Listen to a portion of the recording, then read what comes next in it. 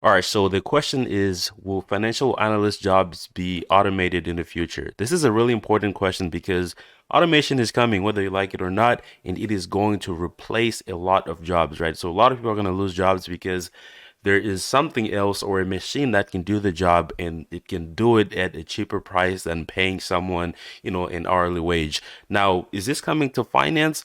I'm gonna be relating this to the financial analyst position because I've worked in in that position. So I'm able to give you more detail, but you can definitely relate this to, a different position in finance because, finance position are kind of similar. You just deal with different types of information. Now, to kind of like break down what a financial analyst really does, we can start at what they spend their day doing, right? Let's say you have a project or you're working for a corporate company. So the biggest part of your day is going to be information gathering, right? So gathering data, right? Before you even make any type of analysis, you need information or data. You have to gather that data. So that is something that takes a lot of time when it comes to a lot of financial analysts. You have to find information, right? Think about, let's say you're looking into the general ledger, you're looking at transactions, you're trying to build a pattern or do some type of analysis, right? You might have to reach out to the accounting department, or you might have to, go into a database where this information is, and you have to kind of like narrow down to the information that you actually want until you get the information. Or maybe you might be looking at it, the historical stock prices and things like that.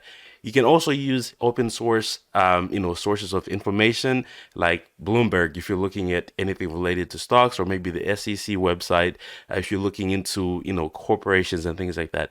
So there's so many ways that you can gather information, but you have to know where to look. That's why this takes so long because sometimes you're looking for data and you don't get what you want, so you have to look for it somewhere else. So this takes a lot of time, information gathering. That is the first step in any type of financial analysis. You have to get information, right? So what happens when you get this information? Now, let's say you get information from this source, and this source. The second part is going to be organizing the information, right? Whether you're using Microsoft Excel to kind of like arrange by date or by type of information and things like that. Or you might be, putting the information in a database, or you might be, like I said, using Excel and using formulas and, kind of like, it's kind of like formatting the information, right? Because if you get information from Yahoo Finance and you also get information from your accounting department, the formats are gonna be different. So you have to put this into a format that makes sense to you, right? So organizing the information also takes a long time because you are trying to make the information more digestible to you. Arranging the information in a way that's logical and makes sense.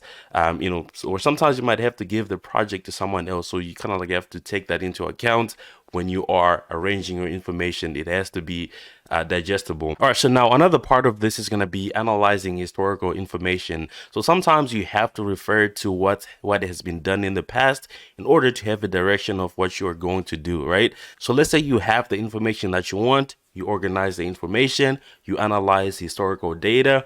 Now, what do you actually do? Sometimes you have to make projections, right? If you are, that type of financial analyst where you have to make projections. All right, so now that we've finished that entire process, why do we do this? So this is all for us to make recommendations. We make what's called data-driven recommendations. Or if you're the one that's making the decision, you're making data-driven decisions. So that is why we have to gather the information, arrange it, analyze the information. And this leads us into making data-driven recommendations, whether you're working under a VP of finance, a manager, a supervisor.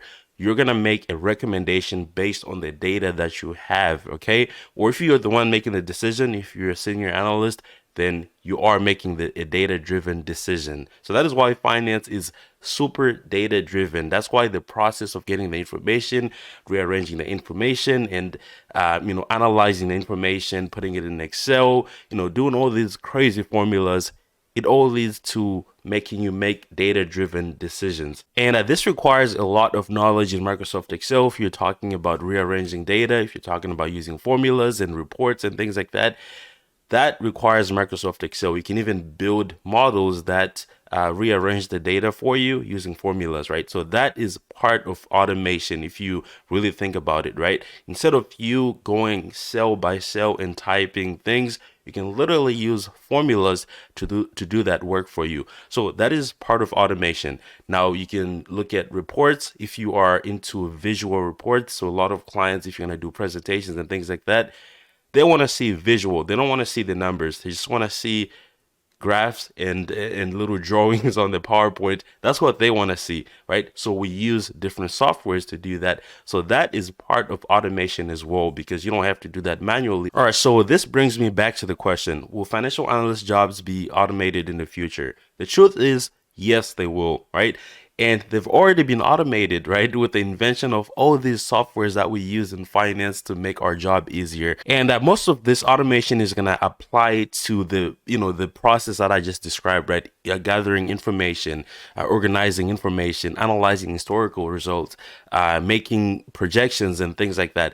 That automation is going to help you have more time to make a decision, right? It's going to give you more time to use your critical thinking skills instead of just using your technical skills. Now, if we go back to the information gathering stage, let's say you are looking for something, right? And there's multiple databases that have that information, but you're trying to use one and you know exactly what you're looking for. You do not want to go through all this information to see which one is more credible. Imagine if this could be automated. You have a machine that scans the data and picks the source for you, right? So now you don't have to waste your time going through like 3 different databases. You can just have the machine do that work for you, and it's picked it for you. And your job is to do the work that requires a lot of critical thinking. Microsoft Excel does a really, really good job when it comes to minimizing the time that you spend reorganizing the information. So we already automate that part, but if we can do it further, that would be really, really great. Even analyzing historical results, we have tools that do that, right? But if we can take it to the next level, it will definitely save you a lot of time. Now, a lot of people prefer that humans make the final decision. The machine can do all the hard work, but humans have to make the final decision, right? So you can look into any industry that where there's automation, there's always a human at the end of the tunnel that makes the final decision. The machine is there to assist, right? To do all the hard work that, saves you time and maybe brain power as well, especially when it comes to financial analysis. All right, so to bring this full circle, there's already automation in finance. Just think about Microsoft Excel and the things that we could do with Microsoft Excel. Even if you want to look into kind of like accounting related, look at QuickBooks. You can build a bunch of reports. You can, so many things that you can do with what we have. So my conclusion is I cannot see, a time where a financial analyst is replaced by an automated process of doing the entire job, because someone has to make the final decision. Someone has to use all that information to make a data-driven decision or recommendation, and that's going to be a human. So automation is going to be your best friend when it comes to financial analysis or any job that financial analysts do. But there's also other parts in the finance industry that are going to be fully replaced, right? Think about the robo advisors. This is heavily affecting financial advisors, right? Because I can just go on my phone, download an app, and talk to it, right? It tells me which investments to buy.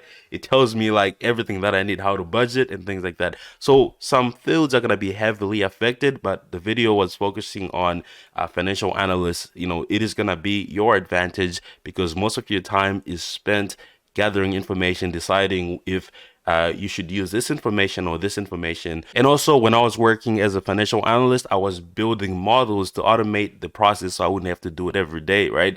So we already built those models, but if they could be implemented without us having to do the work, that is definitely going to help you. So that is my take on this topic. So let me know if you think anything else in the comment section below. If you disagree, if you agree, let me know in the comment section below. But thank you so much for watching. Make sure to go and hit the subscribe button below if you haven't already.